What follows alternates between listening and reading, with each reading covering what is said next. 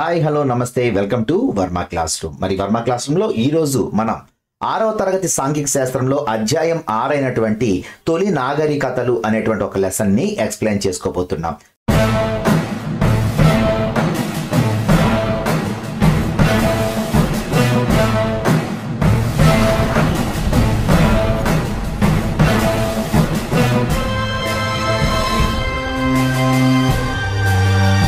Semester 1 లో last lesson ఇది. So ఇక్కడ మనం చూసుకుంటే మానవుడు సంచార జీవితం నుంచి స్థిర నివాసం ఏర్పరచుకున్నాడని చెప్పాం. సో ఇక్కడ ఎప్పుడైతే స్థిర నివాసం ఏర్పరచుకున్న తర్వాత కొన్ని ఆచారాలు కొన్ని సంస్కృతులు అలవర్చుకున్నాడు. ఎలాగా మనం చెప్పుకున్నాం ఆల్రెడీ. నిప్పుని పూజించేవాడు దైవంగా. అలాగే మరి అతనికి ఆహారాన్ని ఇచ్చే చెట్లను పూజించాడు. అతనికి ఆహారంగా ఉన్నటువంటి జంతువుల్ని పూజించాడు. ఎప్పుడైతే ఇలా జంతువుల్ని పూజించటం, మచ్చిక చేసుకోవటం, ఆహారాన్ని పండించటం, ఉత్పాదకత మొదలైన తర్వాత దాన్ని నిల్వ చేయటం లాంటివి ఏర్పరచుకున్నాడో అతను స్థిర జీవితానికి అలవాటు పడ్డాడు. ఎప్పుడైతే స్థిర జీవితానికి అలవాటు పడ్డాడో ఇతని యొక్క నమ్మకాలు, ఇతని యొక్క సాంప్రదాయాలే సంస్కృతులు, ఆచారాలుగా మార్చబడ్డాయి. సో ఎప్పుడైతే ఇతని యొక్క అంటే ఒక దగ్గర నివసించేటువంటి ప్రజలు ఎవరైతే ఉన్నారో వీళ్ళ యొక్క సంస్కృతులు, ఆచారాలన్నీ ఒకే రకమైనటువంటివి ఉన్నప్పుడు ఆటోమేటిక్గా వీళ్ళందరూ కలిసి ఒక తెగగా రూపాంతరం చెందారు. సో ఇలాంటి వాటిని మనం తెగ అన్నప్పుడు ఈ తెగలు మరి అక్కడే ఉండవు కదా. మరి ఇక్కడ ప్లేస్ బాగుంది, ఇంకా ఇంకో దగ్గర ప్లేస్ బాగుంది అంటే అలా వాళ్ళు మరి ఏం చేశారు అంటే ఎక్కడైతే వాటర్ సోర్స్ ఉందో, అంటే ఎక్కడైతే నీటి లభ్యత బాగుంటుందో ఆ ప్రాంతాల్లో, అంటే నదీ తీర ప్రాంతాలలో వీళ్ళు మరి తెగలుగా వెళ్ళి స్థిర నివాసాన్ని ఏర్పరచుకొని అక్కడ నాగరికత అంటే ఏంటి, మొట్టమొదటిసారిగా వాళ్ళంతటూ వాళ్ళకి కొన్ని స్పెషలైజ్డ్ కస్టమ్స్ అనేటువంటివి ఏర్పరచుకోవటం, ఒక తెగలా బ్రతకటం, కలిసిమెలిసి ఉండటం, ఆచారాలు సంస్కృతులు పాటించటం. సో ఇలాంటివన్నీ అలవర్చుకున్నారు. సో ఇక్కడ మనం చూసుకుంటే ఇలా తొలి నాగరికతలు ఎక్కడ మనకు కనిపించాయనే చెప్పుకుంటే ఆల్రెడీ పాత లెసన్లో మీకు చెప్పాను. ఏమని, ఒక లెసన్కి ఇంకొక లెసన్కి లింకప్ ఉంటుంది అని చెప్పాను. ఇక్కడ మనం చూసుకుంటే ఫాదర్ ఆఫ్ హిస్టరీ అని ఎవరిని పిలుస్తాము అంటే హెరోడోటస్ని పిలుస్తాం. అంటే చరిత్ర మొత్తం అధ్యయనం చేస్తున్నాం ఇప్పుడు మనం. సో ఇక్కడ చూసుకుంటే హిస్టోరియా అనే పదం నుంచి వచ్చింది చరిత్ర అనేది. హిస్టోరియా అనే పదం గ్రీక్ పదం. ఓకేనా, అంటే అర్థం ఏంటి, హిస్టోరియా అంటే తెలుసుకోవడం అని అర్థం. సో ఇక్కడ మనకి అప్పటి ఉన్నటువంటి నాగరికతలని మనం ఇప్పుడు అధ్యయనం చేస్తున్నాం, అవునా. సో అటువంటి పాత చరిత్ర లేక సంస్కృతుల అధ్యయనాన్ని ఇండాలజీ అని పిలుస్తాం. సో ఈ భారత ఇండాలజీ పితగా ఎవరిని చెప్తాము అంటే సర్ విలియం జోన్స్ ఎవరైతే ఉన్నారో ఈయన్నే భారత ఇండాలజీ పితగా మనం పిలుస్తాం. అర్థమైందా. సో హిస్టరీ అంటే చరిత్ర. చరిత్ర ఏ పదం నుంచి వచ్చింది అంటే హిస్టోరియా అనేటువంటి గ్రీక్ పదం నుంచి వచ్చింది. దీని అర్థం తెలుసుకోవటం. ఫాదర్ ఆఫ్ హిస్టరీ అని ఎవరిని పిలుస్తారు అంటే హెరోడోటస్ని పిలుస్తారు. మరి అటువంటి ప్రాచీన కాలంలో ఉన్నటువంటి ఆ తెగల యొక్క చరిత్రని, సంస్కృతులని అధ్యయనం చేసే శాస్త్రాన్ని ఇండాలజీ అంటాం. సో ఇటువంటి భారత ఇండాలజీ పితగా ఎవరిని పిలుస్తాము అంటే సర్ విలియం జోన్స్ ని పిలుస్తాం. సో ఇక్కడ మనకి తొలి నాగరికతల్లో మనకి ఏమేమి ఇచ్చాడనేది చూసుకుంటే ఇక్కడ సింధు నాగరికత అనేటువంటిది ఒకటి ఇవ్వడం జరిగింది. ఆ తర్వాత అది ఎక్కడ కనిపించింది అంటే హరప్ప, మొహంజదారో అలాగే ఇతర స్థలాల్లో కూడా కనిపించింది. ఆ తర్వాత ఆర్యులు వచ్చారు. సింధు ప్రజల ప్లేస్లోకి ఎవరు వచ్చారు అంటే ఆర్యులు వచ్చారు.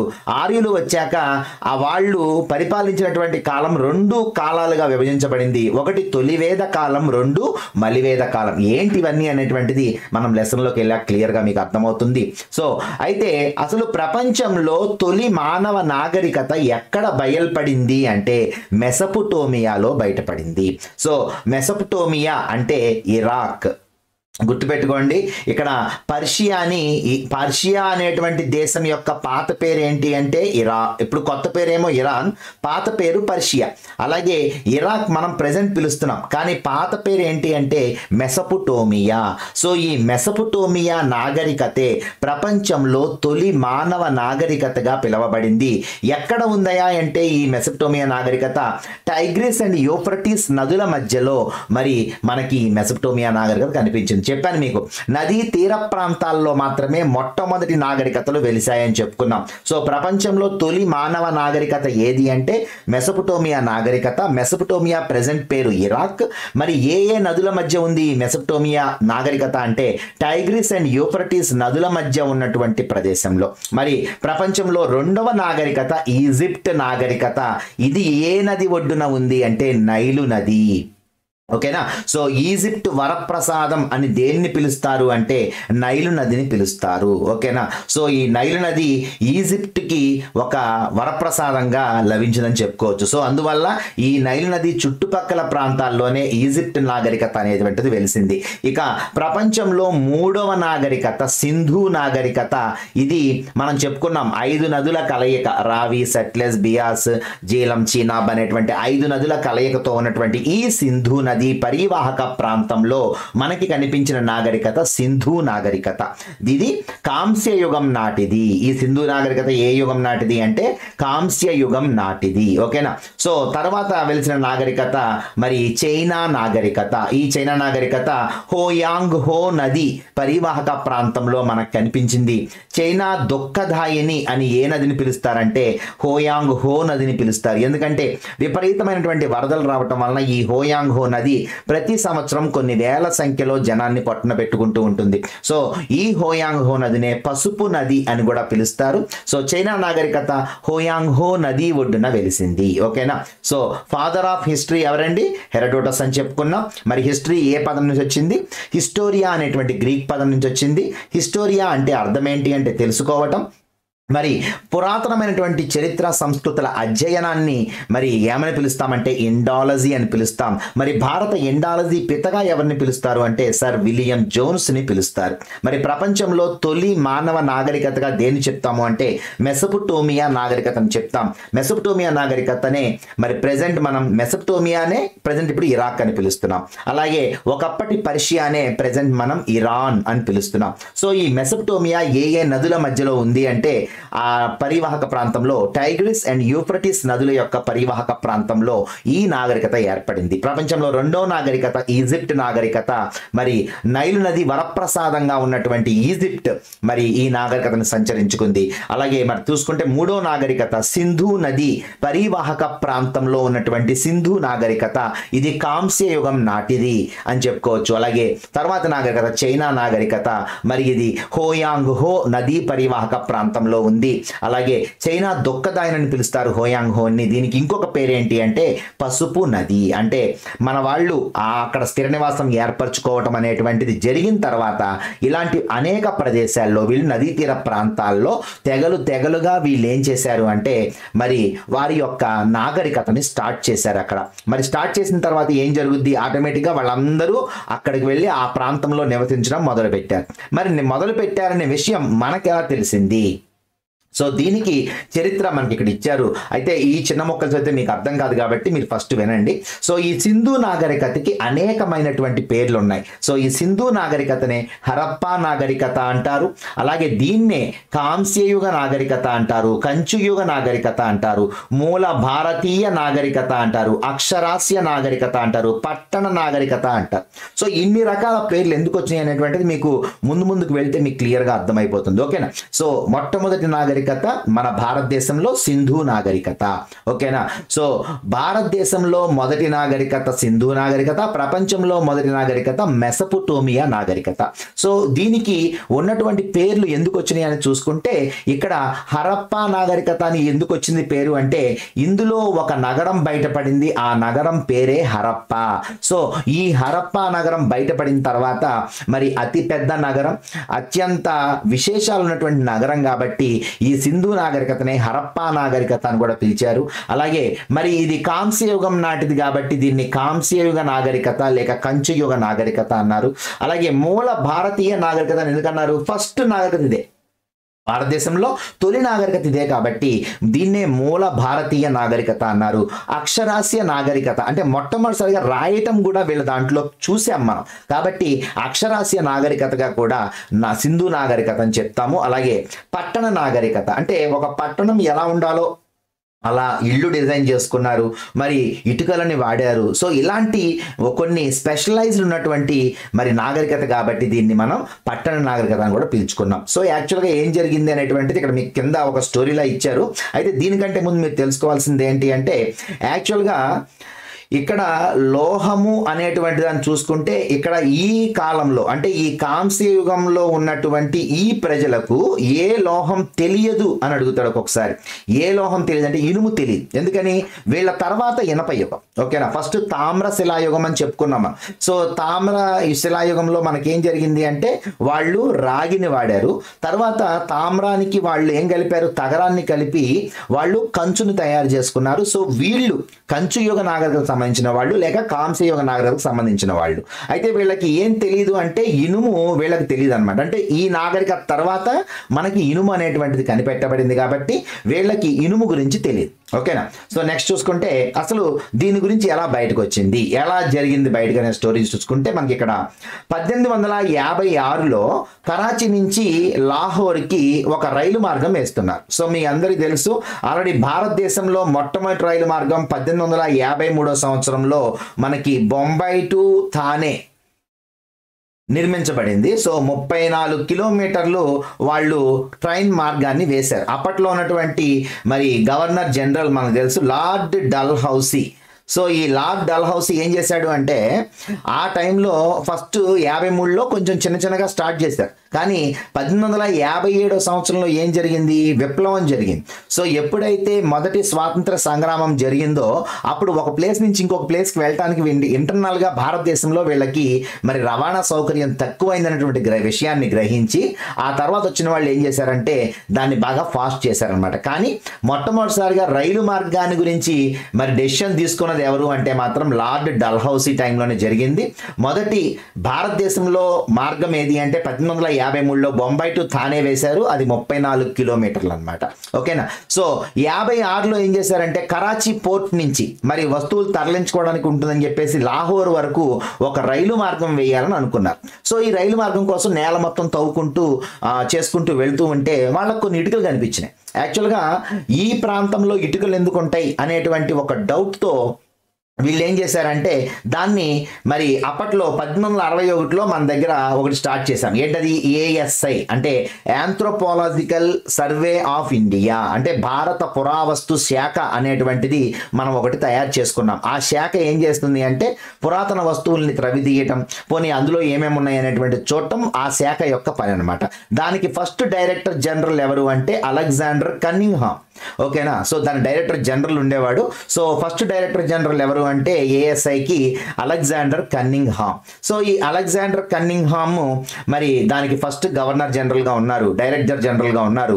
సో ఆ తర్వాత ఏం జరిగిందంటే ఆయన్నే ఫాదర్ ఆఫ్ ఇండియన్ ఆర్కియాలజీ అంట. అంటే మొట్టమొదటి ఆర్కియాలజీ శాఖను స్థాపించిందేమో 1861లో స్టార్ట్ చేశారు. దానికి డైరెక్టర్ జనరల్గా ఎవరిని పెట్టారంటే అలెగ్జాండర్ కన్నింగ్హామ్ని పెట్టారు. అందువల్లే ఈయన్ని ఫాదర్ ఆఫ్ ఇండియన్ ఆర్కియాలజీ అని పిలుస్తారు. ఓకేనా? సో ఈ డైరెక్టర్ జనరల్ ఆ పాతవాడు. సో ఇప్పుడు ఇక్కడ ఏం జరిగింది? సో 1856లో వేస్తున్నప్పుడు 1873లో ఈ అలెగ్జాండర్ కన్నింగ్హామ్ ఎప్పుడైతే డైరెక్టర్ జనరల్గా అయ్యాడో ఈ ఇటుకలు అక్కడ ఎందుకు వచ్చినాయి అనేటువంటి దాని మీద ఒక అన్వేషణ కోసం కొంతమందిని అక్కడికి పంపించారు. సో ఆ ట్రైన్ మార్గం మరి అక్కడ వేస్తూ ఉన్నారు కాబట్టి మీరు ఎలాగో తవ్వుతారు కాబట్టి అక్కడ ఉన్న ఇటుకల గురించి ఏంటి అసలు తెలుసుకోండి అని చెప్పేసి కొంతమందిని అక్కడికి పంపించడం జరిగింది. అది అంత పెద్దగా సక్సెస్ అవ్వలేదు. ఆ తర్వాత ఇంకొంచెం ముందుకు వెళ్ళిన తర్వాత వాళ్ళకి మళ్ళీ ఇంకొంచెం పెద్ద రాళ్ళు దొరకడం మొదలుపెట్టింది. అప్పుడు డైరెక్టర్ జనరల్ ఎవరు అంటే సర్ జాన్ మార్షల్. సో 1920-21 సమయంలో మరి సర్ జాన్ మార్షల్ ఏం చేశాడు అంటే ఒక 5గురిని తీసుకొని అక్కడికి వెళ్ళాడు. అసలు ఏంటో చూద్దాం పదండి, ఆల్రెడీ అంతకు ముందు కూడా ఇటుకలు వచ్చినాయి అక్కడి నుంచి, సో అక్కడ ఏమైనా ఉండుండొచ్చు అని చెప్పేసి ఎలాగో ఆర్కియాలజికల్ ఆంథ్రోపాలజికల్ సర్వే ఆఫ్ ఇండియాకి ఈయన డైరెక్టర్ జనరల్ కాబట్టి ఎలాగో పురావస్తు శాఖ ఇతని ఆధీనంలో ఉంటుంది కాబట్టి ఒక 5 మెంబర్స్ టీంతో ఇతను ఎక్కడికి వెళ్ళాడు అంటే ఆ కరాచీ పోర్ట్ నుంచి లాహోర్కి ట్రైన్ మార్గం వేస్తున్నటువంటి ఆ ప్లేసెస్కి వెళ్ళి వీళ్ళు అక్కడ త్రవ్వకాలు చేస్తారు. సో అక్కడ త్రవ్వకాలు జరిపినప్పుడు ఏం జరిగింది అంటే ఆ త్రవ్వకాల్లో ఆల్రెడీ వాళ్ళకి దొరికినటువంటి ఆ రాళ్ళు ఏమైతే ఉన్నాయో అవి గుట్టలు గుట్టలుగా దొరకడం మొదలుపెట్టింది. ఓహో, అంటే ఇంకా చాలా ఉన్నాయి, ఇక్కడ ఏదో కింద ఇంకా ఏదో ఉందని చెప్పేసి అప్పుడు వాళ్ళు ఏం చేశారంటే రైలు మార్గాలు వేయడానికి రాళ్లను ఉపయోగించాలని నిర్ణయించారు. ఆ రాళ్ళు 5000 సంవత్సరాల క్రితం అనేటువంటి విషయం అప్పుడు తెలియదు. సో 1920లో మాత్రం పురావస్తు శాస్త్రవేత్తలు అక్కడ గొప్ప నాగరికత ఉండేదని గ్రహించారు. సో 1921లో 5 మెంబర్స్తో వెళ్ళినటువంటి వాళ్ళలో దయారాం సహానీ కూడా ఒకడు. ఈ దయారాం సహానియే ఈ హరప్పాని కనిపెట్టాడు. ఓకేనా. సో మొత్తం వీళ్ళందరూ ఎక్స్కవేషన్ చేసుకుంటూ వెళ్తూ ఉండగా అక్కడ దయారాం సహానికి హరప్పా నగరం కనిపించింది. దాంతోపాటే మొహంజోదారో అనేటువంటి ఇంకోటి కూడా కనిపించింది. సో ఇవన్నీ వాళ్ళకి కనిపించినటువంటివి. వాళ్ళు ఏమేం చేశారనేటువంటిది తర్వాత ఉంటుంది. ఓకేనా. సో వరుసగా చూసుకుంటూ వెళ్ళిపోదాం. సో మొట్టమొదటిసారిగా అసలు ఈ సింధు నాగరికత ఎక్కడ ఉందనేటువంటిది ఎలా డిసైడ్ చేశారనేది చూసుకుంటే మనకి 1920వ సంవత్సరంలో చెప్పుకున్నాం కదా, సర్ జాన్ మార్షల్ యొక్క ఆధీనంలో ఉన్నటువంటి కొంతమంది మెంబర్స్, ఆ 5 మెంబర్స్లో హరప్పాని ఎవరు కనిపెట్టారు? దయారాం సహాని కనిపెట్టాడు. అలాగే మొహంజోదారో ప్రాంతాల్లో జరిగినటువంటి త్రవ్వకాల వల్ల మన దేశ చరిత్ర సుమారు 2000 సంవత్సరాల క్రితమే ప్రారంభమైందనే విషయం అప్పటి వరకు ఎవరికి తెలియదు అనమాట. సో ఎప్పుడైతే ఈ అవశేషాలు చూశారో వాళ్ళకి ఒక ఐడియా వచ్చింది. అయితే వీళ్ళు ఏమనుకున్నారు అంటే ఇక్కడ సింధు నది నాగరికత రావడానికి కారణం మెసొపటోమియా నాగరికత. ప్రపంచంలో మొదటి నాగరికత ఏంటి? మెసొపటోమియా నాగరికత. సో అక్కడి నుంచి ఆ మెసొపటోమియా నుంచి ఈ సింధు నది పరివాహక ప్రాంతంలోకి వ్యాపారం చేయడానికి కొంతమంది వచ్చారు.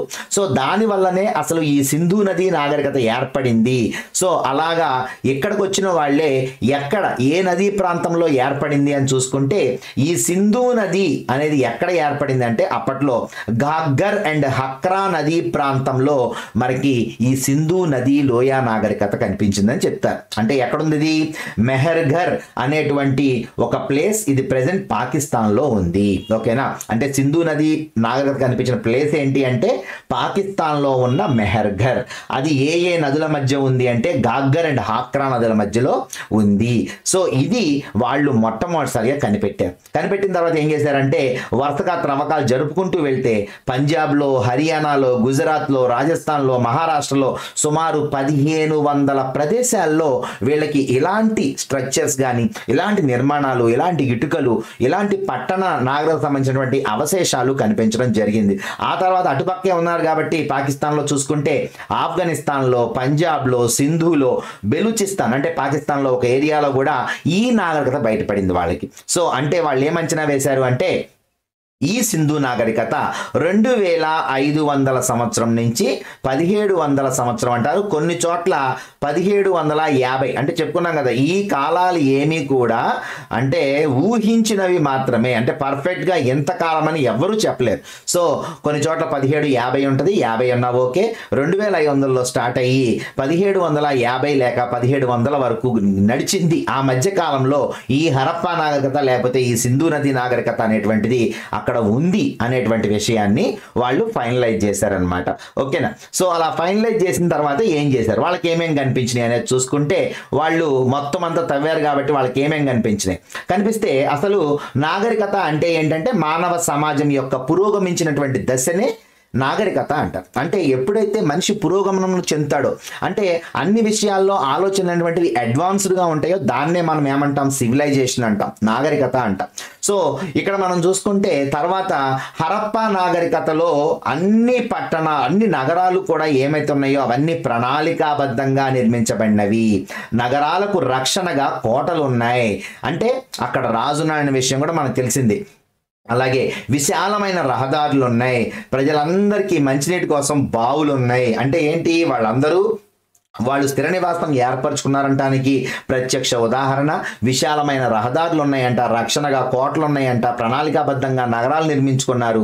మరి మొహంజోదారోలో మనం చూసుకుంటే ఒక గొప్ప స్నాన వాటిక, అంటే ప్రజలందరూ కలిసి స్నానం చేయడానికి ఒక విశాలమైన కొలను అంటే ఒక పెద్ద స్విమ్మింగ్ పూల్ కట్టుకున్నారు అని చెప్పేసి తెలియజేస్తున్నారు. ఇక్కడ మనకి మొహంజోదారో అంటే సర్ జాన్ మార్షల్ ఏం పేరు పెట్టాడు అంటే మొహంజోదారో అంటే మృతుల దెబ్బ అని పేరు పెట్టాడు. ఎందుకని? అక్కడ చూస్తే మొత్తం అస్థిపంజరాల దెబ్బలుగా ఉన్నాయంట. సో అందుకని ఆయన కనిపించినటువంటి దాంతో ఆయన మొహంజోదారో అంటే అర్థం ఏంటో తెలుసా? మృతుల దెబ్బ అని పేరు పెట్టాడు అనమాట. ఓకేనా. సో ఇక్కడ మనం చూసుకుంటే మరి ఆ మహాస్నాన వాటికి 4 వైపులా గదులు ఉన్నాయి. అలాగే ఇక్కడ చూసుకుంటే స్నానాలు చేయడానికి పవిత్రమైనటువంటి మత సమ్మేళనాలు జరిగే రోజుల్లో ప్రజలందరూ ఒక చోటికి చేరినప్పుడు ఈ స్నాన వాటికని ఉపయోగిస్తారని చెప్పారు. అలాగే హరప్పా నగరంలో 6 పెద్ద ధాన్యాగారాలు మరియు కార్మికులకు నివాస సముదాయాలు కూడా కనిపించినాయంట. అంటే మరి అందుకనే దీన్ని హరప్పాని ధాన్యాగారాల నగరం అంటారు. ఎందుకని ధాన్యాగారాల నగరం అంటారంటే 12 ధాన్యాగారాలు బయటపడినాయి కాబట్టి హరప్పా నగరాన్ని 12 ధాన్యాగారాలతో కూడినటువంటి ధాన్యాగారాల నగరం అని కూడా పిలుస్తారు. మరి హరప్పాలోనే అమ్మ తల్లి విగ్రహం బయటపడింది, నటరాజ విగ్రహం బయటపడింది.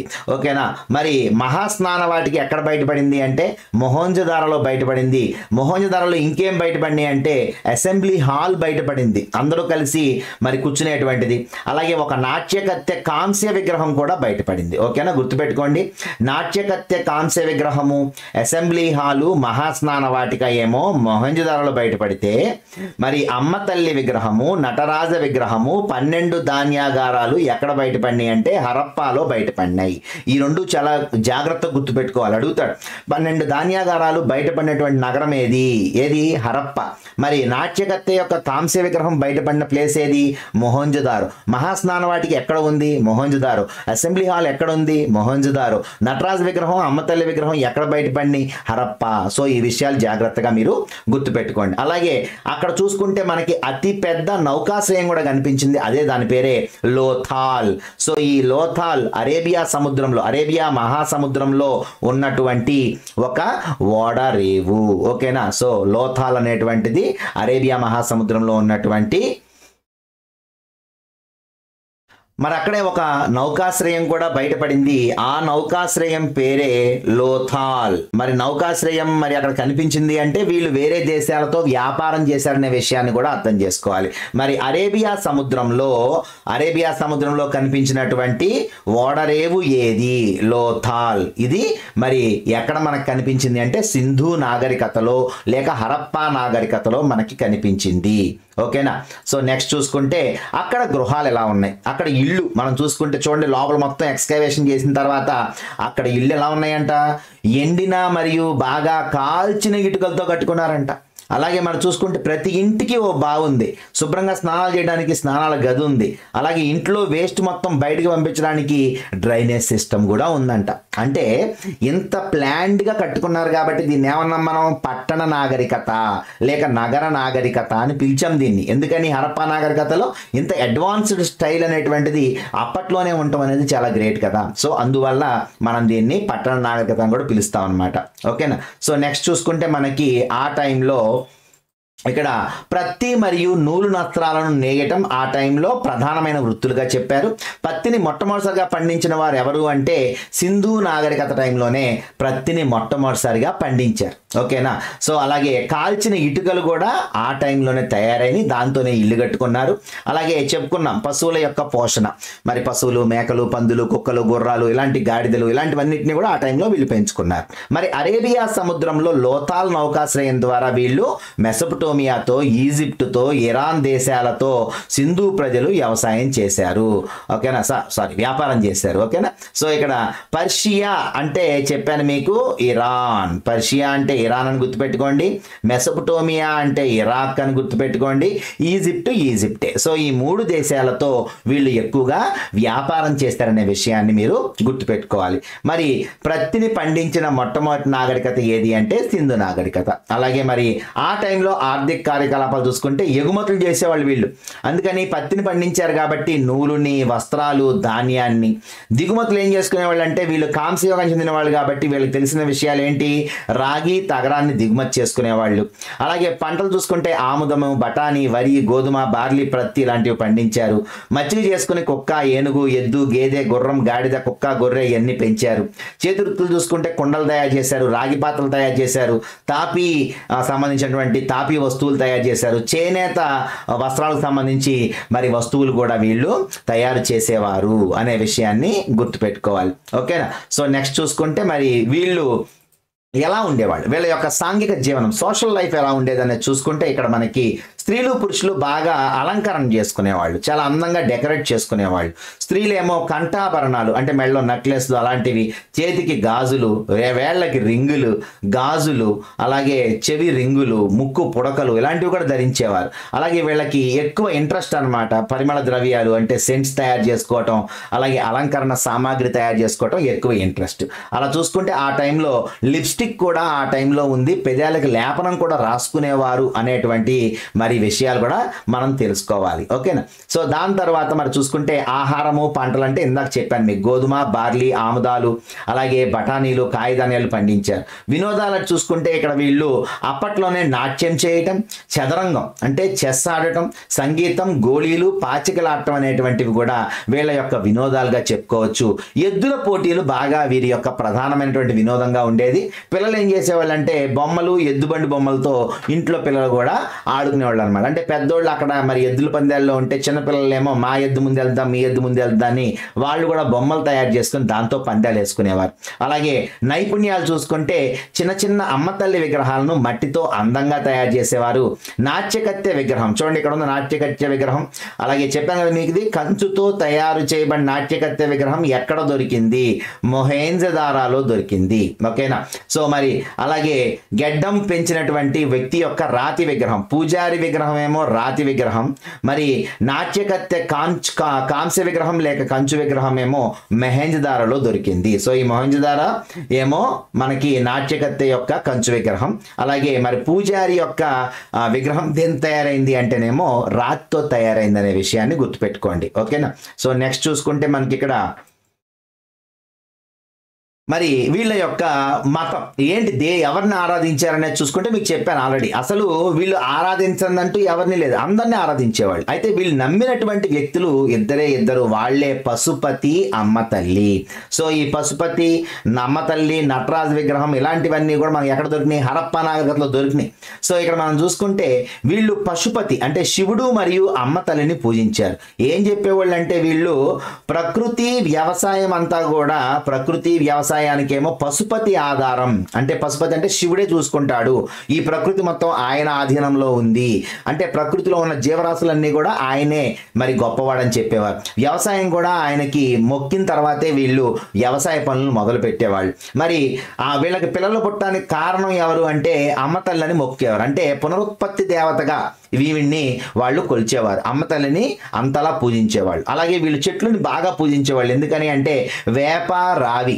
అయితే ఈ వేప, రావి చెట్లను ఆనాడే కాదు ఈనాడు కూడా మనం ఇంకా అలాగే పూజిస్తూ ఉన్నామంటే చరిత్ర ఆనాటి నుంచి ఈనాటి వరకు అలా కంటిన్యూ అయిందనే కదా అర్థం.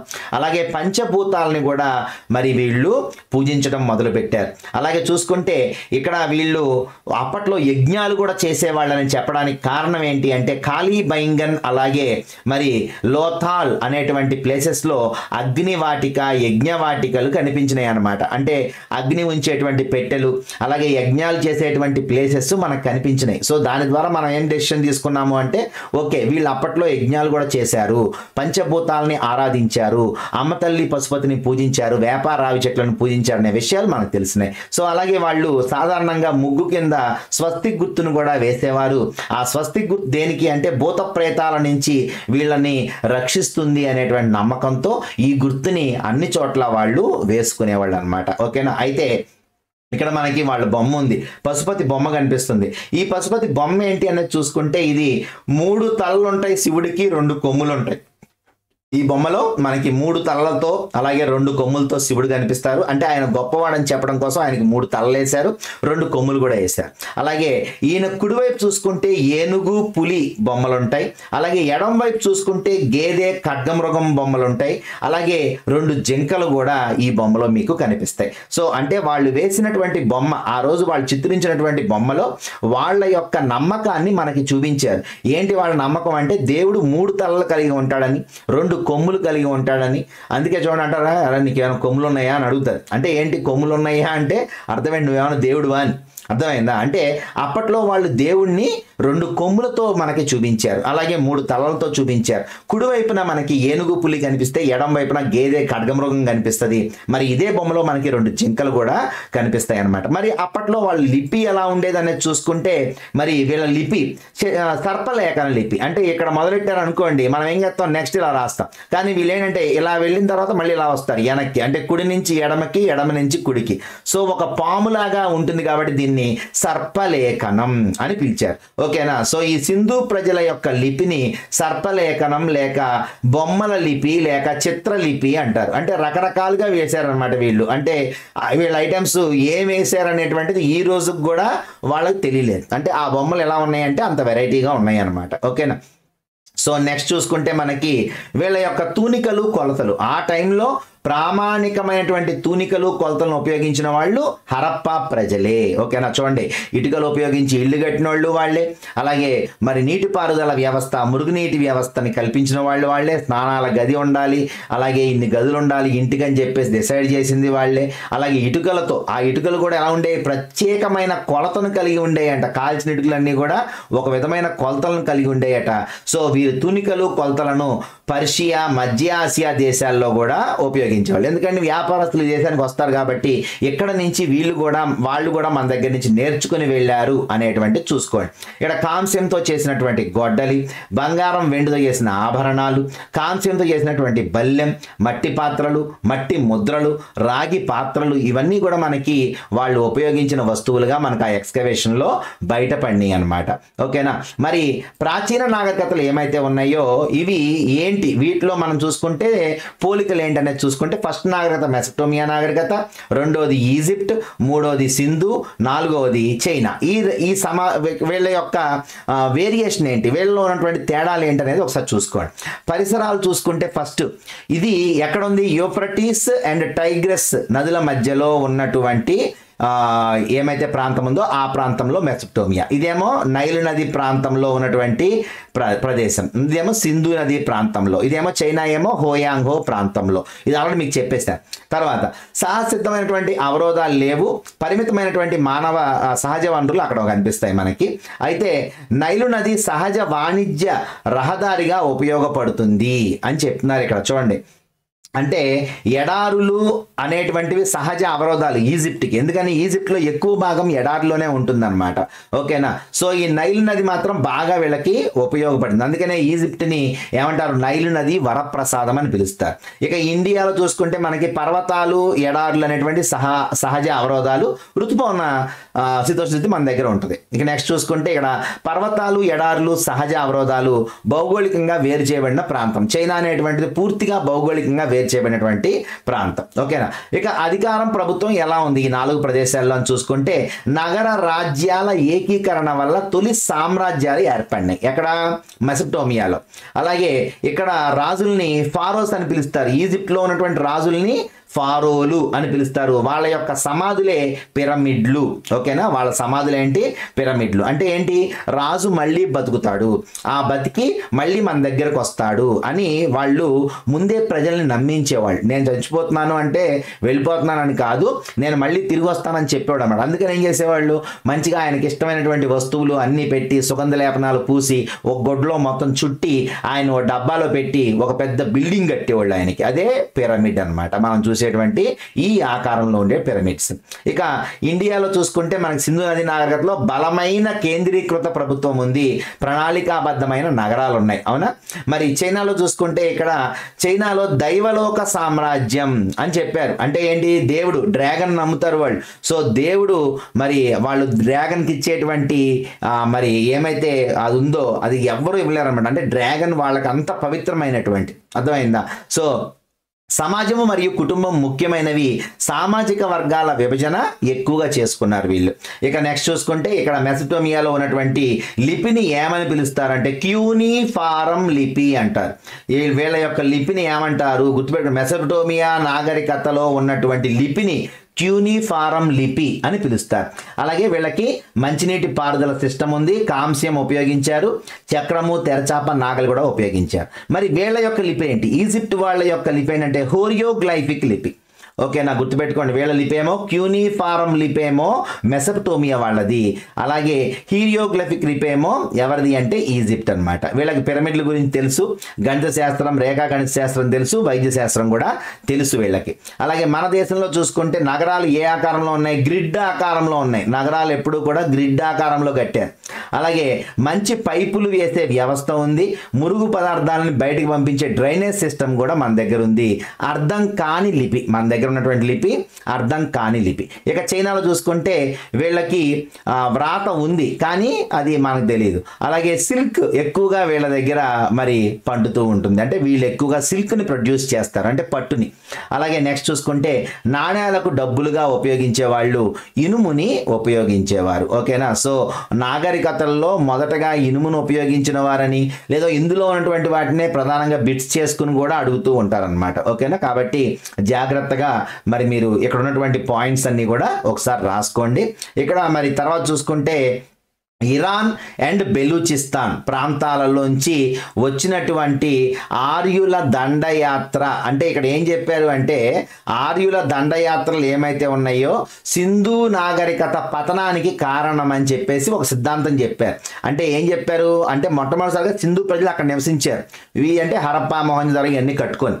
అయితే వీళ్ళని ఎవరు తరిమి కొట్టి ఆ ప్లేస్ని ఆక్రమించారు అంటే ఆర్యులు. దీన్నే ఆర్యావర్తనం అంటారు. అంటే ఆర్యులు అంటే ఎవరు అంటే అక్కడ ఉన్నటువంటి వాళ్ళనేమో నల్లని వారు అంటామట, లేక దస్యులు అంటాం. నల్లని వారు లేక దస్యులు ఎవరు? ఈ సింధు ప్రజల్ని దస్యులు అని పిలిచేవారట. ఎవరు? ఆర్యులు. అంటే వీళ్ళు తెల్లగా ఉన్నారంటే అర్థం ఏంటి? వీళ్ళు ఖచ్చితంగా ఎక్కడో వేరే ప్రదేశం నుంచి వచ్చినటువంటి ముస్లిమ్స్ అయినా అయి ఉండాలి, లేదంటే ఇరాను, బెలూచిస్తాను ఆ ప్లేసెస్లో మన దగ్గర నుంచే తెగలుగా వెళ్ళిపోయి మళ్ళీ తిరిగి మన ఇండియాకు వచ్చిన వాళ్ళైనా అయి ఉండాలి అని అప్పట్లో మరి సిద్ధాంతం ఉంది.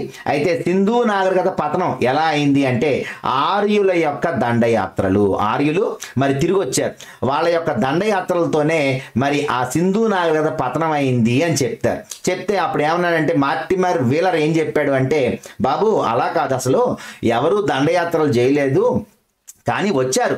అంటే మెసపటోమియా నుంచి, ఇరాక్ నుంచి వాళ్ళందరూ వలసగా ఇక్కడికి వచ్చి వలస చేశారు, కానీ ఇక్కడున్న వాళ్ళని మాత్రం వాళ్ళు ఎటువంటి దండయాత్రలు చేసి చంపలేదు అని చెప్పింది ఎవరు అంటే మార్టిమర్ వీలర్ చెప్పాడు. ఈయన ఏం చెప్పాడంటే, బాబు సింధు నది అనేటువంటిది మరి ఒక్క నది కాదు, అనేక నదుల యొక్క కలయిక. సో ఈ నదుల యొక్క కలయిక వలన ఒక నదికి ఎప్పుడు వరదలు వస్తాయో ఎవరికి తెలియదు. సో దీనివల్ల సింధు నది ఎప్పుడు కూడా తన ప్రవాహ మార్గాన్ని మార్చుకుంటూ ఉంటుంది. సో ఇలాంటి ప్రవాహ మార్గాన్ని మార్చుకున్నప్పుడు వచ్చేటువంటి వరదల వల్ల ఈ సింధు నాగరికత పతనం అయిపోయింది అని చెప్పారనమాట. అలాగే సింధు నది ఒక్కొక్కసారి ఏమైంది అంటే దాని ఉపనదుల్లో నీరు లేకుండా ఒకసారి పూర్తిగా ఎండిపోతాయట. సో ఇలా ఎండిపోయినప్పుడు కూడా ఇక్కడున్న ప్రజలందరూ కూడా వేరే ప్లేసెస్కి వెళ్ళిపోయారు. సో ఆ ప్లేస్ని వీళ్ళు ఆక్యుపై చేశారు. ఆర్యావర్తనం అంటే ఆర్యులు వచ్చి సింధు ప్రజల యొక్క ప్లేస్ని ఆక్యుపై చేశారు, కానీ అక్కడ వీళ్ళు దండయాత్రలు చేసి చంపలేదు అని చెప్పింది మార్టిమర్ వీలర్ చెప్పాడు. ఓకేనా, సో ఈయన చెప్పింది ఏంటి అంటే సుమేరియన్ల వలసతోనే సింధు నాగరికత ఏర్పాటయ్యింది. అంటే వాళ్ళందరూ వలస వచ్చారు ఇక్కడికి, అంటే ఈ లోపల ఇక్కడ ఉన్నటువంటి వాళ్ళందరూ కూడా ఎటో వెళ్ళిపోయారు. అంటే వాటర్ తక్కువ అవటం వలనో, వరదలు రావటం వలనో ఇక్కడున్న ప్రజలందరూ వెళ్ళిపోయారు అని చెప్తాడనమాట. ఓకేనా, సో అయితే వాళ్ళ యొక్క పతనానికి కారణాలు ఏంటనేది మనం పక్కన పెట్టేస్తే అవన్నీ చాలా రకరకాలుగా ఉంటాయి, ఎవరికి తెలియదు.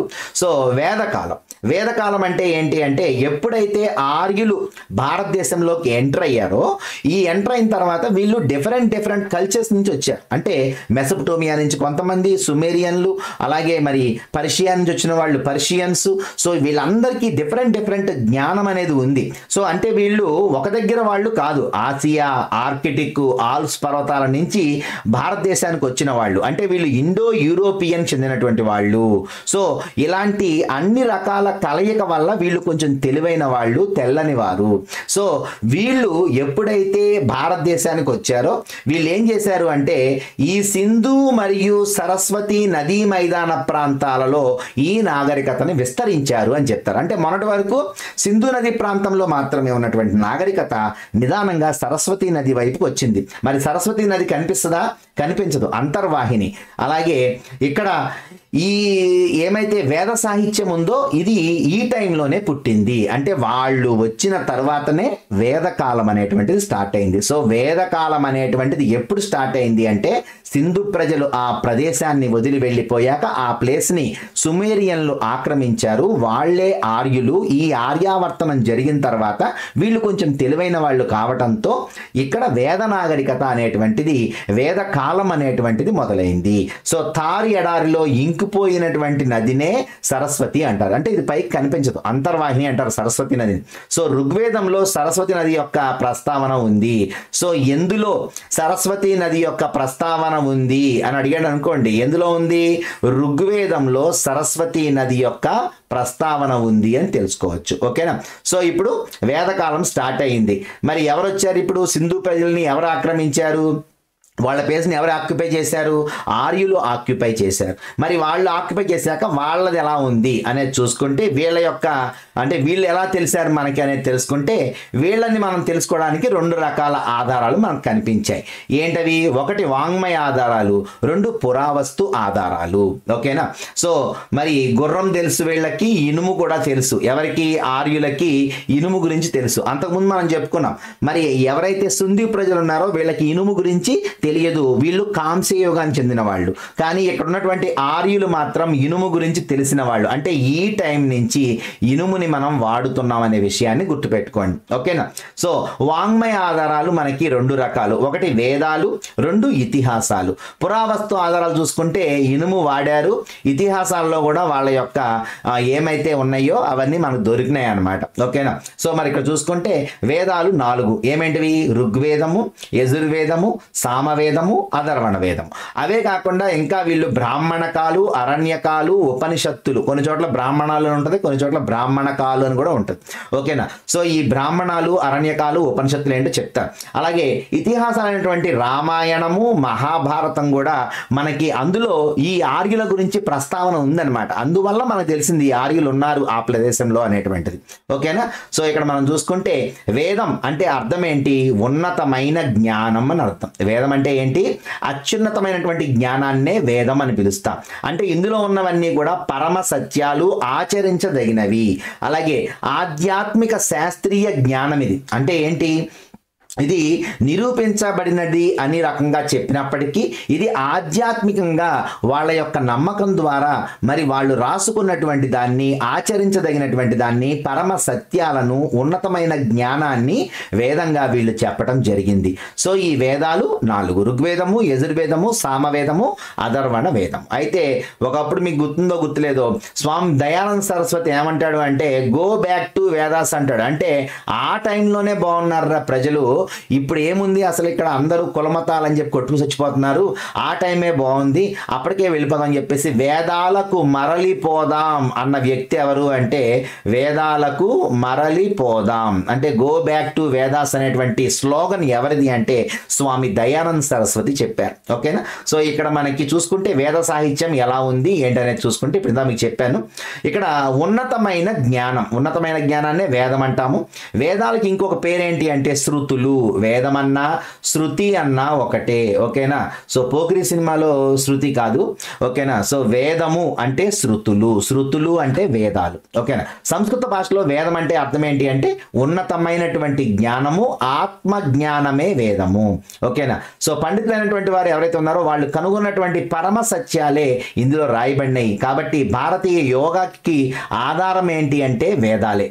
సో ఈ వేదాల్లో ఏముంటుంది అంటే ఆధ్యాత్మిక మరియు శాస్త్రీయ విజ్ఞానం ఉంటుంది. అలాగే అప్పటి సాంప్రదాయాలన్నీ కూడా రాయబడి ఉన్నాయి. సో అందుకే దయానంద సరస్వతి ఏమన్నారు అంటే వేదకాలానికే మరలా వెళ్ళాలని పిలుపునిచ్చారు. సో ఇక్కడ చూసుకుంటే మనకి ప్రధానంగా 4 వేదాలు ఉన్నాయి. ఏంటి ఈ 4 వేదాలు అనేది చూసుకుంటే ఒకటి ఋగ్వేదము. దీంట్లోనే ఉంది అసలు ఋగ్వేదము అంటే ఋషులు సంకలనం చేసిన శ్లోకాలు. అంటే ఋషులు మొత్తం కూడా ఒక ఏమైతే ఎవరెవరు రాసినటువంటి శ్లోకాలు ఉన్నాయో ఆ శ్లోకాలన్నింటినీ ఒక దగ్గర పెట్టారనమాట. పెట్టి ఆ బుక్ రాశారు. ఆ బుక్ పేరే ఋగ్వేదం. అంటే ఋషులు ఋగ్వేదము, రు ఇది 2 గుర్తుపెట్టుకుంటే ఈజీగా ఉంటుంది. నెక్స్ట్ యజుర్వేదము. యజు అంటే ఏంటంటే యజ్ఞం. సో ఇక్కడ యజ్ఞము అనేటువంటి దానికి, యజ్ఞానికి కానీ యాగానికి కానీ చేయాల్సిన పూజలు ఎలా చేయాలి అంటే ఫస్ట్ ఏం చేయాలి, లాస్ట్లో ఏం చేయాలి, అది ఎలా ఒక సీరియల్ ఆర్డర్ ఏంటనేటువంటి దాని గురించి ఆ నియమాలు మొత్తం యజుర్వేదంలో ఉంటాయి. ఇక సామవేదం అంటే ఏంటి, భగవంతుణ్ణి వీళ్ళు పాటల రూపంలో కానీ లేదంటే ప్రార్థనల రూపంలో కానీ చేసినప్పుడు ఆ ప్రార్థనలు పాటలన్నీ కలిపి ఒక బుగ్గ రాశారు. సో దాన్నే సామవేదం అంట. అంటే దీనిలో ఏముంటది, సంగీతం అంతా కూడా దేనిలో ఉంది అంటే సామవేదంలో ఉంది. సంగీతము సామవేదము, యజ్ఞము యజుర్వేదము, ఋషులు సంకలనము ఋగ్వేదం. ఓకేనా. సో ఇది రెండు ఫస్ట్ అక్షరాలే, ఋషులు ఋగ్వేదము, యజ్ఞము యజుర్వేదము, అలాగే సంగీతము సామవేదము. ఇక లాస్ట్ వచ్చేసరికి మీకు అథర్వణ వేదం. సో ఈ అథర్వణ వేదం ఏంటి అంటే ఇది శ్లోకాలు పాటల యొక్క సంకలనం. అంటే ఏంటి మరి ఫస్ట్ది ఋగ్వేదము అలాగే లాస్ట్ది సామవేదం ఉంది కదా, ఈ రెండు ఏంటి, పై దాంట్లో శ్లోకాలు ఉన్నాయి, కింద దాంట్లో పాటలు ఉన్నాయి, ఈ రెండు కలిపేసిందే అథర్వణ వేదం. ఓకేనా. సో వేదాలే కాకుండా ఇంకా మనం ఏం చెప్పుకున్నాం, బ్రాహ్మణాలు లేక బ్రాహ్మణాలు ఉన్నాయన్నాం, ఉపనిషత్తులు ఉన్నాయన్నాం, అరణ్యకాలు ఉన్నాయన్నాం. సో చూసుకుంటే ఒకసారి బ్రాహ్మణకాలు అంటే ఏంటంటే వేదాల్లో ఉన్నటువంటి శ్లోకాలు, క్రతువులు మరియు తత్వాల గురించి గద్య రూపంలో చెప్పుతారు అనమాట. అంటే గద్యం అంటే ఏంటి, పద్యం అంటేనేమో పద్య రూపంలో ఉంటుంది, గద్యం అంటే వచన రూపంలో ఉంటుంది అనమాట. ఇక నెక్స్ట్ అరణ్యకాలు అంటే విద్యావాదము, క్రతువులు, సంస్కారాల గురించి తెలియజేస్తుంది. అంటే ఎలా చేయాలి క్రతువులు అనేటువంటివి, అంటే యాగాలు యజ్ఞాలు చేసేటప్పుడు ఎలా చేయాలి, సంస్కారాలు అంటే అంతిమ సంస్కారం అంటే చనిపోయిన తర్వాత పిండ ప్రదానం చేయటం ఏంటి, కర్మలేంటి, ఇలాంటివన్నీ పెదకర్మ చిన్నకర్మ ఇలాంటివన్నీ, శ్రాద్ధాలు పిండాలు ఇలాంటివన్నీ కూడా అరణ్యకాల్లో మనకు కనిపిస్తాయి. ఇక ఉపనిషత్తులు అంటే ఏంటంటే ఆత్మ ప్రకృతి యొక్క రహస్యాల గురించి తెలియజేసేటువంటి మాతృకా గ్రంథాలు. అంటే ఏంటి, చనిపోయిన తర్వాత మనిషి ఎక్కడికి వెళ్తాడు, అతని ఆత్మ ఏమవుతుంది, ఈ ప్రకృతి ఎలా సృష్టించబడింది, ఈ ప్రకృతి యొక్క మూలం ఏంటి అనేటువంటి రహస్యాలన్నీ కూడా ఆ మాతృకా గ్రంథాలు అనేటువంటి ఉపనిషత్తుల్లో మనకు కనిపిస్తాయి. ఓకేనా. సో నెక్స్ట్ చూసుకుంటే మనకి వేదకాలం. మనం చెప్పుకున్నాం ఆల్రెడీ. వేదకాలం ఎవరితో వచ్చింది అంటే ఆర్యావర్తనం, ఆర్యులు ఎప్పుడైతే దాన్ని ఆక్యుపై చేశారో అప్పుడు మరి వేదకాలం అనేది వచ్చింది. సో ఈ వేదకాలాన్ని రెండు రకాలుగా విభజించుకున్నాం. అంటే ఏంటి, ఫస్ట్ కాలం వచ్చేసరికి తొలి వేదకాలం, రెండో కాలం వచ్చేసరికి మలివేదకాలం. తొలి వేదకాలం అంటే ఏంటి అంటే 1500 నుంచి 1000 వరకు, ఇది 1000 నుంచి 600 వరకు. ఓకేనా. సో ఈ 600 తర్వాత ఏం జరుగుద్ది అంటే రాజ్యాలు ఏర్పడతాయి అన్నమాట. ఓకేనా. సో ఈ 600 సంవత్సరం అంటే దాంతో ఇక ఈ క్లోజ్ అయిపోద్ది. ఈ వేదకాలం అంతా క్లోజ్ అయిపోయి మనిషికి రాజ్యం పట్ల అలాగే రాజ్యాలు ఏర్పరచుకోవాలి, జయించాలనేటువంటి కోరికతో ఇక చిన్న చిన్న రాజ్యాలు అనేవి స్టార్ట్ అయిపోతాయి. ఇక్కడ మనకి మలివేద కాలం అనేటువంటిది క్రీస్తు పూర్వం 600తో క్లోజ్ అయిపోయింది అని చెప్తారు. ఓకేనా. సో 1500 నుంచి 1000 వరకు తొలివేద కాలం, 1000 నుంచి 600 మలివేద కాలం. అంటే ఏంటి రెండు ఎందుకని డివైడ్ చేశారు అనేది చూసుకుంటే ఆ కాలంలో ఉన్నటువంటి ఆచారాల వల్ల వాటిని డివైడ్ చేశారు. సో ఏంటి ఆ ఆచారాలు, సో ఆర్యులు శత్రువులుగా ఎవరిని చూశారు అంటే దస్యులు. ఆల్రెడీ ఆ ప్లేస్లో ఉన్నటువంటి వాళ్ళు ఎవరు, సింధు ప్రజలు కొంతమంది ఉన్నారు, అందరూ వెళ్ళిపోరు కదా. సో అక్కడ ఉన్నటువంటి వాళ్ళు దస్యులుగా ఉన్నటువంటి వాళ్ళు, వాళ్ళ బలం తగ్గిపోయింది, ఎక్కువ మంది లేరు కాబట్టి. మరి ఎక్కువ ఎవరున్నారు, ఆర్యులు ఉన్నారు. సో ఎప్పుడైతే ఆర్యులు వచ్చారో ఆ ప్లేస్కి వాళ్ళని శత్రువులుగా ఎవరు చూస్తారు, దస్యులు లేక సింధు ప్రజలు. ఓకేనా. ఈ సింధు ప్రజల్ని వీళ్ళు ఓడించేసి యుద్ధ ఖైదీలుగా చేసి దాసులు బానిసలుగా చేసుకున్నారు. సో అయితే ఇక్కడ మరి తొలివేద కాలంలో ఏమేమి ఉంది అనేది చూసుకుంటే వరుసగా చూసుకుని వెళ్ళిపోదాం. కుటుంబమే సమాజానికి ప్రాథమిక అంగం. తొలివేద కాలంలో కుటుంబం అనేటువంటిది చాలా వాల్యుబుల్ అనమాట. అలాగే పితృస్వామ్యం అంటే తండ్రికే వాల్యూ ఉండేది. అలాగే ఉమ్మడి కుటుంబం, అందరూ కలిసి ఉండాలి అబ్బాయి అనేవాళ్ళు. అలాగే యుద్ధ ఖైదీల్ని ఏమని పిలిచారు అంటే దాసులు లేక బానిసలని పిలిచారు. ఇక్కడ ఏకపత్ని వ్రతం అంటే ఒక్క అమ్మాయినే పెళ్లి చేసుకోవాలి, ఆవిడతోనే జీవితాంతం ఉండాలి అనేటువంటిది ఇక్కడ కలిగి ఉంది. మరి స్త్రీలకి ఎలా ఉండేది ఆ టైంలో అనేది చూసుకుంటే స్త్రీలకి చాలా గౌరవం ఇచ్చేవాళ్ళు. వీళ్ళు కూడా చదువుకునేవాళ్ళు, వేదాలు చదువుకునేవాళ్ళు. బాల్య వివాహాలు లేవు, సతీ సహగమనం లేదు.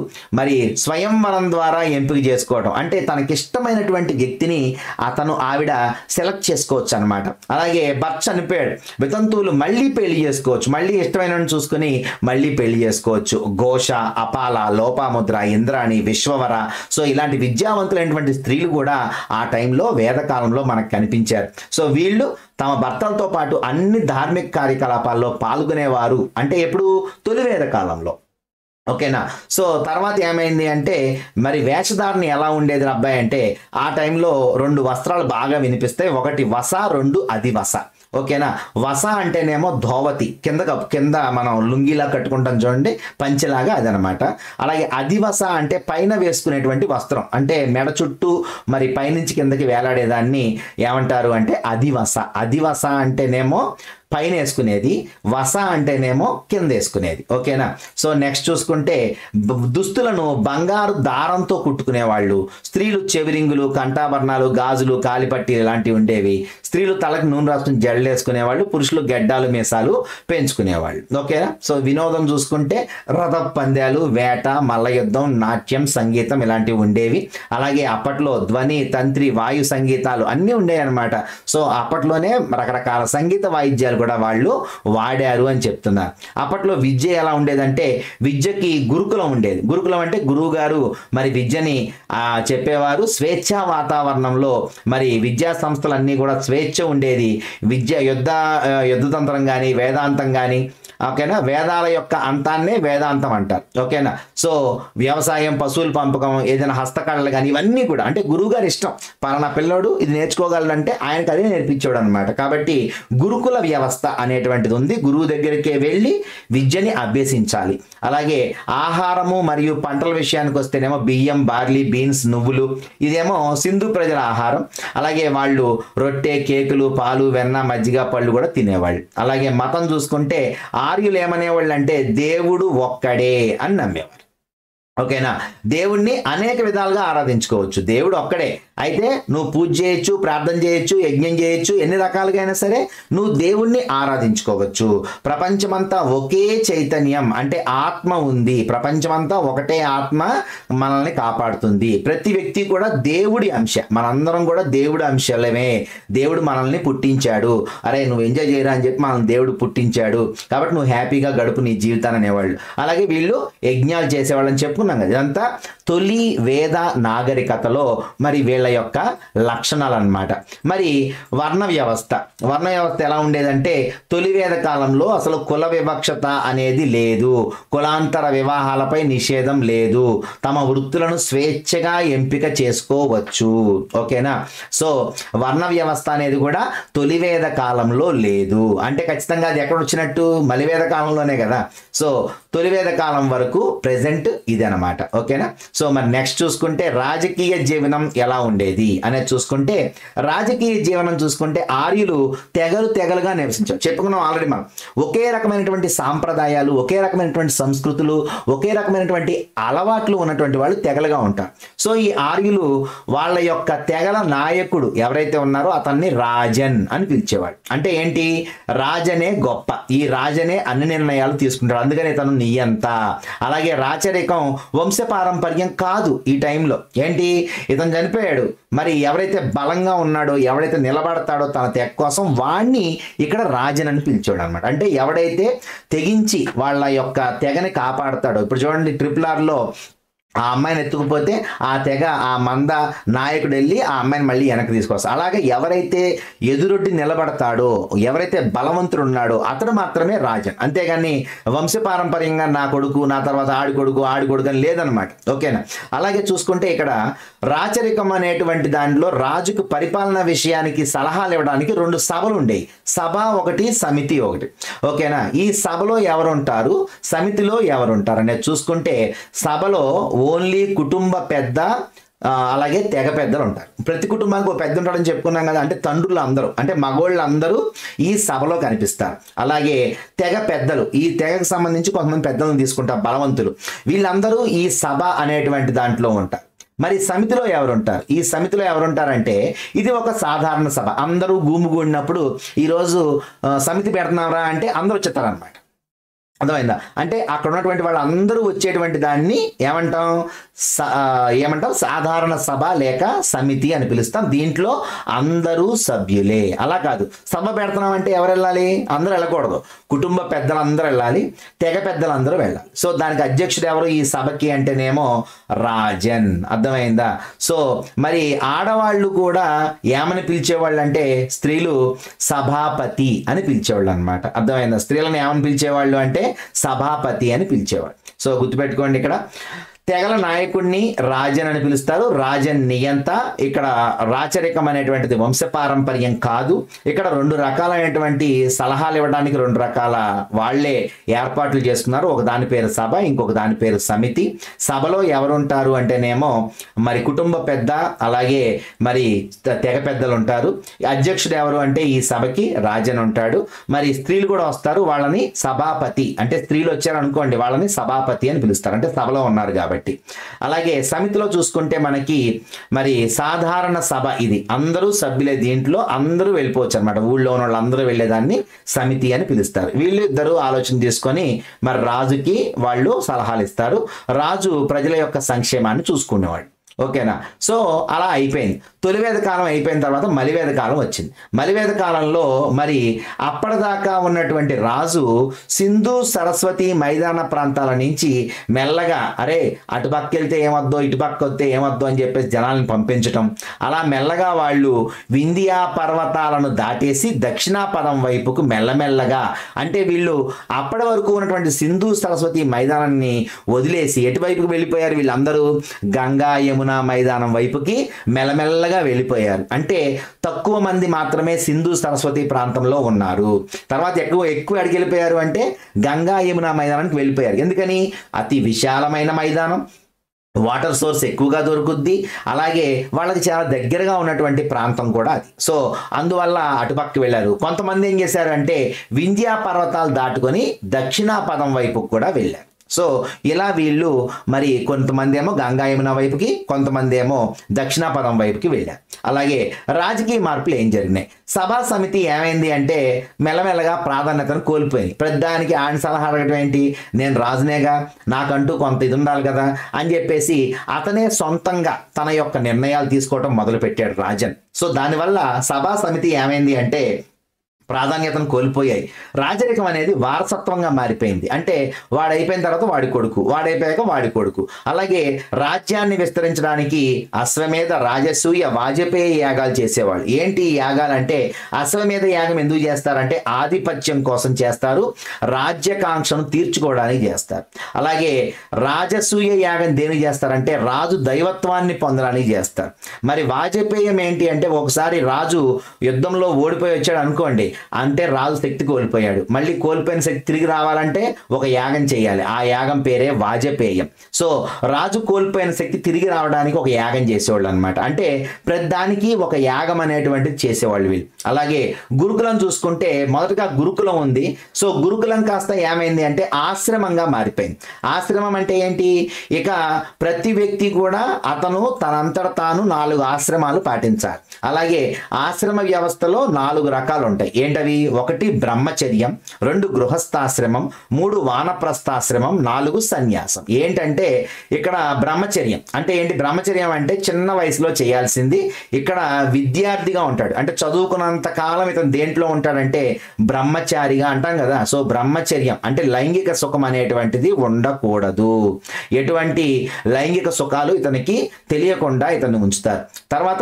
తర్వాత 2 గృహస్థు అంటే ఇతనికి వయసు వచ్చింది, ఇతనికి పెళ్లి చేయాలి. సో పెళ్లి చేశాక ఇతనికి లైంగిక సుఖం లభిస్తుంది. పురుషార్థాల గురించి ఆలోచిస్తాడు, ధర్మార్థ కామ మోక్షాల గురించి తెలుసుకుంటాడు. ఆ తర్వాత 3వది వానప్రస్థం. అంటే వానప్రస్థం అంటే ఏంటి? సమాజం నుంచి విముక్తి పొందుతాడు. అంటే ఏంటి?